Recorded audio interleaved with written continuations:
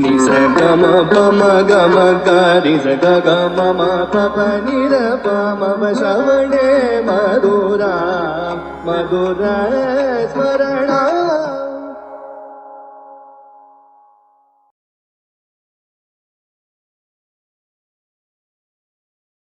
If you look at the kind of things that he does, because we see it with our own eyes.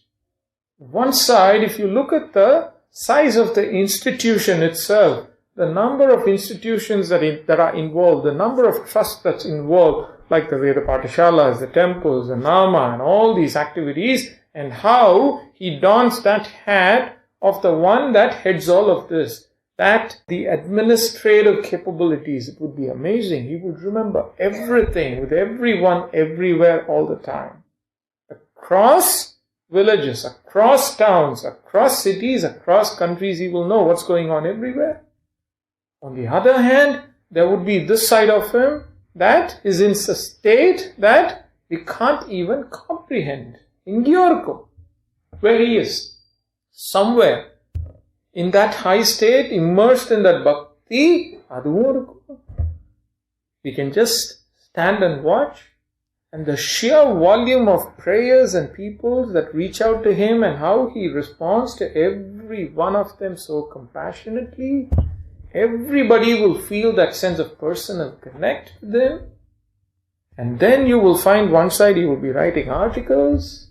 On one side he will be singing kirtans. There are about 700 kirtans, like I told you. He would be conducting utsavams, he will be traveling from one place to another, showering nama on people relentlessly. The manner in which he does all of it without resting for a moment is really that. Laziness in the name of God is never advocated. They lead by example. That's how Mahatmas are. You would always say that every single second needs to be utilized that way. One day, while we were all sitting in the ashram hall called as Bhagavata Bhavanam, there was few of us and Guru Maharaj was sitting right in the middle. He was meditating like a statue, with his eyes closed. There's that sort of a silence about it. You will enjoy it when you see it. There's few of us that were sitting around him. It was a bit late in the night and dark. And Guru Maharaj, after a while, opened his eyes. There's like 4 or 5 of us sitting like that. He looked at us and then he closed his eyes back again. After this expression that I will never forget, he did something like he was very shocked and afraid. He saw like that and then he closed his eyes again. We were shocked to see that, obviously. We didn't know why he did that. I know that, yes, I am quite impure and there's a lot of dirtiness inside. But I never thought he would be so shocked at it. And then after a while he opened his eyes again and he did the same thing and he closed his eyes again, making us more anxious. We were trying to look at each other to understand what was going on. Why is he doing this? And he said, after a while again, he said like that. And then he stopped. He's keeping us on the edge also.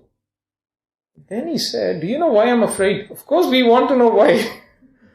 We don't have the guts to ask you. He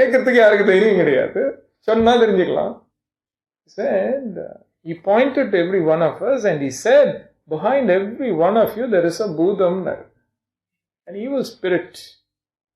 He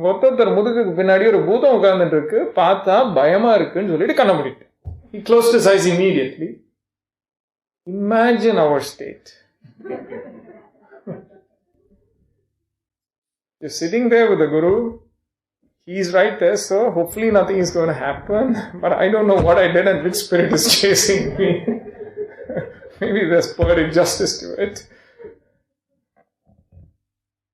So we're telling ourselves that, see, nothing will happen. He's there, Premika Vardhan is there, Hanumanji is there, so we are well protected.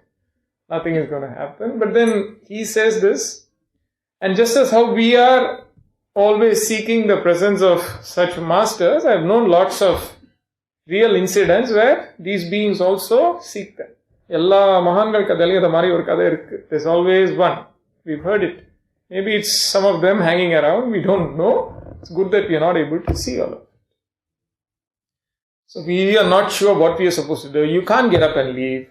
This is probably the most secure place to be because you're with him. It wouldn't be nice. It's a test of your faith. So we're just sitting there, hoping nothing happens, and afraid to look behind the back. So we're all sitting there. Then after a while, he opened his eye again. They have names, Do you want to know their names? Nketa. Oh, they have names now. And then he said, pointing to the first, he said, the one that's behind you, its name is Vyadi, disease. The one that's behind you, his name is Jara, aging. The one that's behind you, his name is death. Jara, Marana, Vyadi, Chakarya. Death.